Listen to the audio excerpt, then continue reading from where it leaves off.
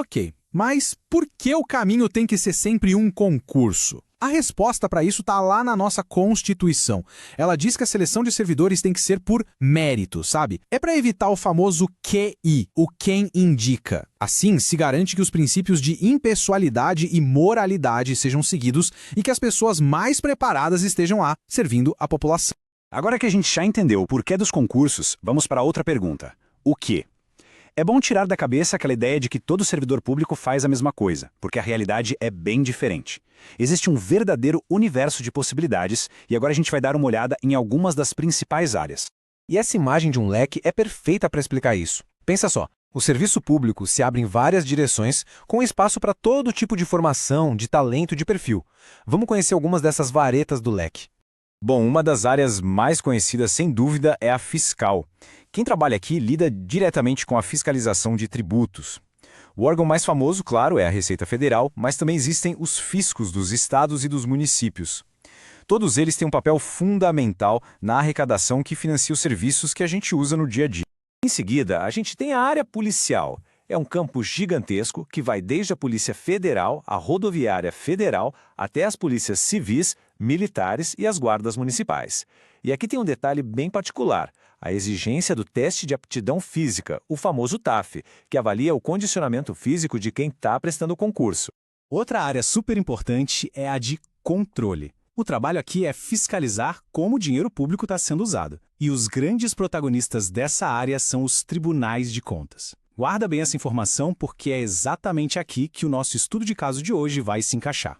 E a lista não para por aí, não. Existem oportunidades nos tribunais do Poder Judiciário, na área legislativa, lá no Senado, na Câmara, na área administrativa que cuida da máquina interna dos órgãos, nos bancos públicos e, claro, nas carreiras jurídicas para quem é da área do direito. A diversidade é realmente imensa. Certo, já demos uma olhada nas áreas. Mas como é que um concurso nasce? Qual é o caminho que ele percorre desde a ideia inicial até o dia da prova? Vamos desmistificar essas etapas agora. Basicamente, o processo todo pode ser resumido em 4 grandes fases. Primeiro vem a autorização, que é quando o governo diz, ok, a gente precisa de gente nova e tem dinheiro para isso. Depois se forma uma comissão interna e se contrata uma banca examinadora, que é uma empresa especialista em fazer provas. A terceira e importantíssima fase é a publicação do edital. E aí, finalmente, abrem as inscrições e as provas acontecem. E por falar em edital, se tem uma coisa que precisa ficar clara é a importância desse documento.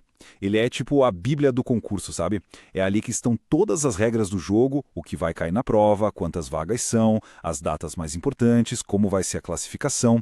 Para quem vai prestar o concurso, ler o edital com atenção não é uma opção, é o primeiro passo obrigatório. Chega de teoria, né? Vamos ver como tudo isso funciona na vida real. A gente vai usar o concurso do Tribunal de Contas do Estado do Maranhão, o TCE-MA, como um estudo de caso para conectar todos esses pontos que a gente conversou. Lembra da área de controle que eu pedi para prestar atenção? Pois é exatamente isso que o TCE do Maranhão faz. Ele é o grande guardião do dinheiro público do Estado. Cada centavo gasto pelo governo estadual e pelos municípios passa pelo pente fino deles. É uma responsabilidade e tanto. E nesse concurso específico, foram oferecidos principalmente 2 cargos. Um deles, o de técnico, que exige ensino médio e faz atividades mais de apoio. O outro é o de auditor, que já pede nível superior e tem funções mais técnicas, mais complexas. Isso é legal porque mostra que tem porta de entrada para diferentes níveis de formação. E o salário, claro, reflete essa diferença. Para o cargo de técnico, que é de nível médio, o salário inicial já passa dos R$ 9.500. Pensa só, é um valor super competitivo para essa escolaridade. E para o cargo de auditor, de nível superior, chegamos naquele número que a gente viu lá no começo, mais de R$ 17.000 como remuneração inicial. A progressão de carreira é bem clara e o potencial de ganho é muito, muito significativo. E além do salário em si, a gente sempre tem que olhar os benefícios.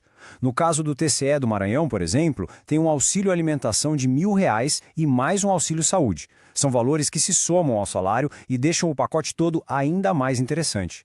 Certo. Depois de todo esse panorama, qual é a mensagem principal? O que alguém que está pensando em seguir essa jornada deve ter em mente como ponto de partida? O ponto mais importante é este aqui. Se preparar para um concurso não é uma corrida de 100 metros, é uma maratona. A imagem diz tudo. Não é uma questão de velocidade, mas sim de consistência, de planejamento e, principalmente, de muita, mas muita dedicação. E para encarar essa maratona, o material que baseia essa nossa análise traz uma dica de ouro.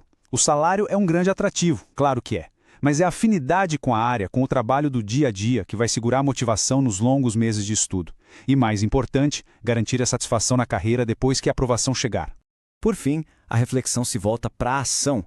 Depois de entender o porquê, o que e o como dos concursos públicos, fica a pergunta no ar. Para quem se interessa por esse caminho, qual seria o primeiro passo?